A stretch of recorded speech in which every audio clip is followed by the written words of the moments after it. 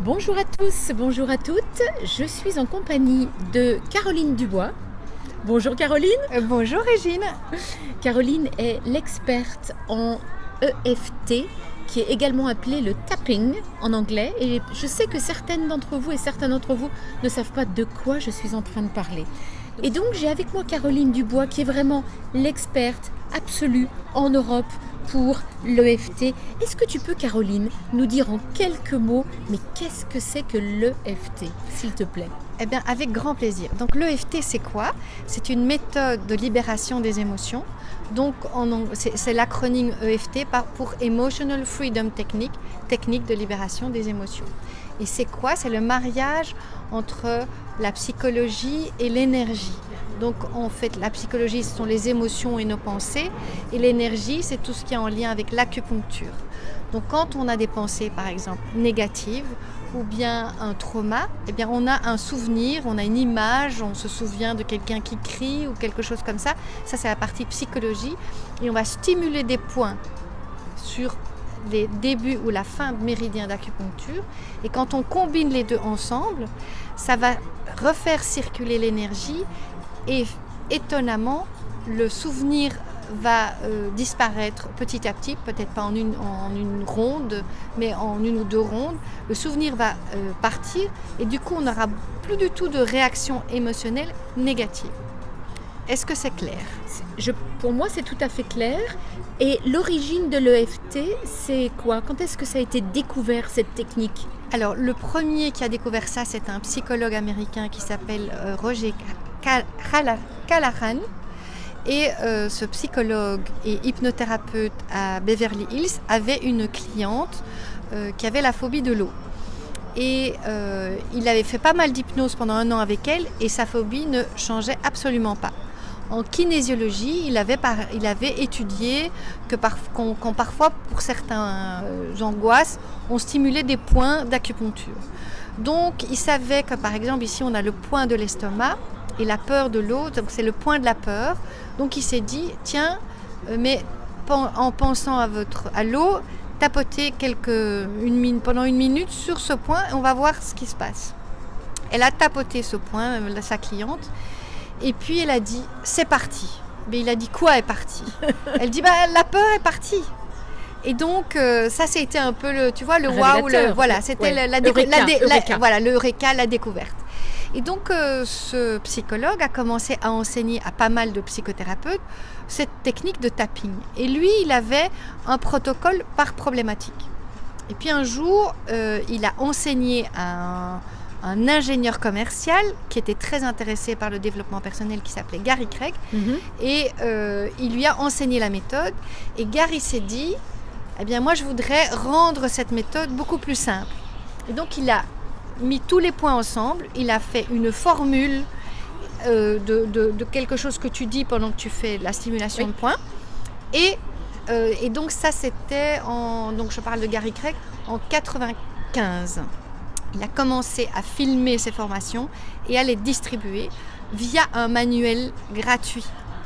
Voilà. D'accord. Et donc, avec ce manuel gratuit et une newsletter pour toutes les personnes qui téléchargeaient le manuel, et il racontait chaque fois, et telle personne a résolu son problème ci, son problème ça. Et donc, en fait, on s'est rendu compte que ça fonctionnait sur absolument tout, puisqu'on a des pensées à propos de absolument tout. Ça, c'est extraordinaire. Et on a des témoignages, mais des milliers et des milliers de témoignages qui prouvent que cette méthode est absolument efficace. Et je dois dire en toute simplicité que je l'ai découverte moi-même il y a à peine 1 an. C'est ça. Et j'ai été assez étonnée et bluffée, mais j'ai également constaté les bienfaits de cette méthode. Et ce que je trouve extraordinaire, et c'est une question que je vais te poser, peut-on vraiment guérir de tout? Alors, je dirais oui, sauf peut-être un petit pourcentage de la population. Alors, est-ce que c'est parce qu'ils sont malades psychiatriquement et que ça, on ne peut pas changer? Est-ce que c'est... il y a comme un pourcentage de gens sur qui ça ne marche pas. Mais je ne sais pas exactement quelles sont les raisons, si c'est juste un manque de souplesse psychique, de la résistance, comme on dit en psychanalyse, ou qui ne sont pas sensibles à l'énergétique, ou parfois on a remarqué que les gens qui mangeaient du sucre ça empêchait l'EFT de fonctionner. Lui, Gary Craig parlait comme si c'était une toxine énergétique qui empêchait l'EFT de faire fonctionner l'EFT. Donc voilà, il y a toujours des gens pour qui certaines méthodes ne fonctionnent pas. Donc il faut le savoir et l'accepter qu'il y a 5% des gens pour qui ça ne fonctionne pas. Mais 5% c'est peu finalement. Oui, donc absolument. Ça veut dire qu'on a 95% de gens qui vont pouvoir trouver un soulagement extraordinaire à des douleurs telles que peut-être même la solitude ou le manque de confiance en soi, ou le chagrin. Oui. Alors souvent, par exemple, si on prend le thème de la solitude, parce qu'on avait un tout petit peu parlé avant, c'est souvent dans les premières expériences de la vie, on s'est retrouvé seul à un moment donné, quand on était bébé, quand on était petit, n'importe quel moment. Et il va se faire que la personne, elle va avoir des souvenirs de cette solitude. Des formes d'ancrage. Oui, c'est ça. Moi, j'appelle ça comme un tatouage énergétique. D'accord ? Oui. Et donc, très clair. En fait, l'EFT enlève ce tatouage énergétique. C'est-à-dire que je vais demander à un client, que ce soit en one-to-one, individuel, ou via des vidéos, je dirais, pensez à la dernière fois où vous avez ou la première fois, alors ça dépend des gens, première ou dernière fois où vous avez eu ce sentiment de solitude. En général, dernière fois, ce n'est jamais qu'une répétition d'un vieux domino. D'un process, exactement. Alors moi, je vais dire, je préfère que vous allez regarder le premier domino dont vous avez souvenir. Même s'il y a eu des dominos avant, on va travailler sur le premier dont vous vous souvenez. On se souvient. Parce que ce qui est amusant, c'est que quand on fait ce tapping sur le premier souvenir, eh bien, il y a fort à parier qu'on tombe sur le domino précédent. Et alors, on nettoie domino par domino. D'accord. Ok. C'est très clair. Et du coup, eh bien, bizarrement, la personne qui va travailler sur ces premiers dominos de solitude, eh bien, après, on va revenir à aujourd'hui. Je dis maintenant, on avait commencé la séance avec un sentiment de solitude quand on pense, quand vous rentrez chez vous ou quelque chose comme ça, eh bien, la personne ne va plus avoir ce sentiment de solitude. Parce que j'aurais travaillé sur les différentes, on va dire, racines de sa problématique de solitude. Donc, on ne va pas juste dire, voilà, je suis seule, hop, c'est pas aussi une baguette magique. Mais si vous avez eu un seul événement d'abandon ou de solitude quand vous étiez petit, qu'on travaille sur tous les aspects de cet événement, normalement, vous n'aurez plus jamais ce sentiment de solitude. C'est une merveilleuse promesse, c'est quelque Absolument. Chose d'extraordinaire. Oui.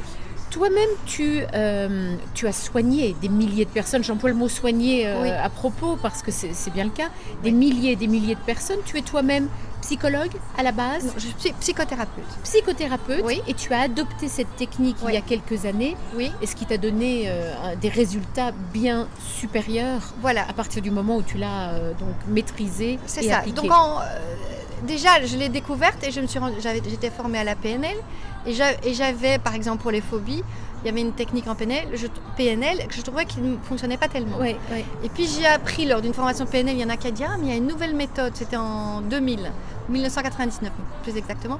Il dit « Il y a une nouvelle méthode aux États-Unis qui est assez fabuleuse, c'est du stimulation de points en disant quelque chose sur les phobies, ça marche super. » Puis j'ai essayé la méthode, ça marche. Puis quelqu'un me dit des problèmes de solitude, ça marche. Puis moi j'avais des angoisses d'argent, je tapote beaucoup de fois, beaucoup de racines différentes, ça marche. Sur mes problématiques de réussite, ça marche.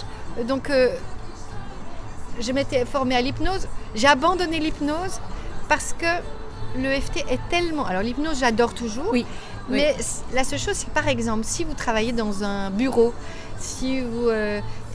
Et que vous avez un petit problème, que vous avez appris la méthode, parce que ce qui est génial, c'est que vous n'avez pas besoin d'un thérapeute. Une fois que vous l'avez apprise, vous pouvez l'utiliser par vous-même. Ok ? Ça, c'est chouette. Et donc, vous allez aux toilettes, pendant que vous faites, ou pas, votre petit besoin, eh bien, vous tapotez en même temps. Donc, ça dure 1 minute sur un problème, sur un collègue, sur un truc qui vous arrive, et tout de suite, le stress s'en va. Donc, on peut travailler non seulement sur des vieilles choses, mais on peut travailler sur un stress qu'on a ici et maintenant. Donc c'est une méthode que je trouve, pour moi, c'est l'aspirine énergétique que l'on doit avoir. Et moi, ma mission, c'est qu'il y en ait eu, comme je crois que c'est Bill Gates qui voulait qu'il y ait un ordinateur dans tous les foyers, ben moi je voudrais qu'il y ait de l'EFT dans tous les foyers. Dans tous les foyers, c'est extraordinaire. Voilà. Et j'adore le côté quick fix. Tu es autonome, tu peux maîtriser cela et tu peux te faire du bien très rapidement. Exactement. J'ai envie